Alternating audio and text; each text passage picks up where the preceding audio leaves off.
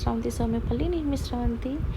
ఈరోజు నేను చాలా ఈజీగా సింపుల్గా ఆలూ కుర్మా చపాతీస్లోకి, పరోటాలోకి, పూరీలోకి అండ్ బగారా రైస్లోకి దేంట్లోకైనా చాలా సింపుల్గా ఈజీగా టేస్టీగా ఉండేటట్టుగా ఆలూ కుర్మా చూపించబోతున్నాను. అది ఎలా ఏంటో చూసేద్దాం.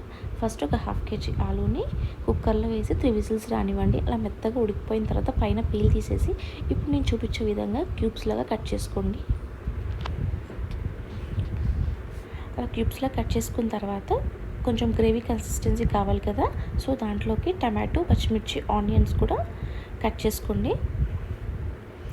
నెక్స్ట్ అవి కట్ చేసుకున్న తర్వాత ఒక ప్యాన్ తీసుకొని బాండిల్ తీసుకొని దాంట్లో 2 టేబుల్ స్పూన్స్ ఆయిల్ ఇచ్చేసేయండి. నెక్స్ట్ దాంట్లో కొంచెం తాలింపు గింజలు వేయండి.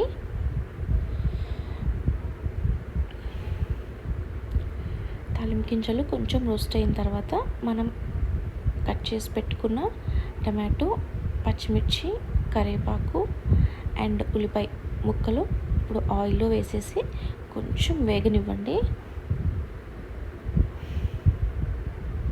కొంచెం వేగిన తర్వాత దాంట్లో కొంచెం ఒక 1/2 టీ స్పూన్ పసుపు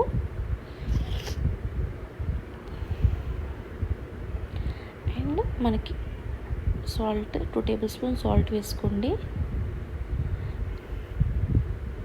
అలా సాల్ట్ వేయగానే ఒక 2 మినిట్స్ అలా మూత పెట్టేయండి.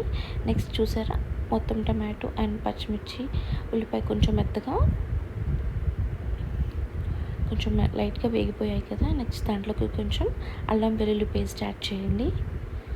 అల్లం వెల్లుల్లి పేస్ట్ యాడ్ చేసినాక 2 టైమ్స్ అలా తిప్పేసి మనం కట్ చేసి పెట్టుకున్న ఆలు అండ్ ఒక 1/2 టీ స్పూన్ కారం, ఆల్రెడీ పచ్చిమిర్చి యాడ్ చేసాం కాబట్టి కారం కొంచెం తగ్గించి ఒక 1/2 టీ స్పూన్ కారం యాడ్ చేయండి.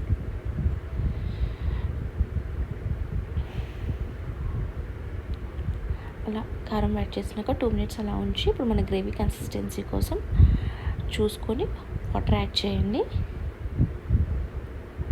వాటర్ యాడ్ చేసిన తర్వాత అలా మొత్తం ఒకసారి తిప్పేసి మూత పెట్టేసేయండి.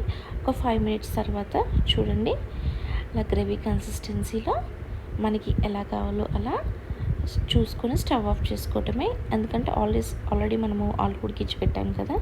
అంతే అండి, చాలా సింపుల్. చపాతీస్లోకి aloo kurma. Thanks for watching. Keep supporting me. Subscribe for more videos. Ta-ta. Bye-bye.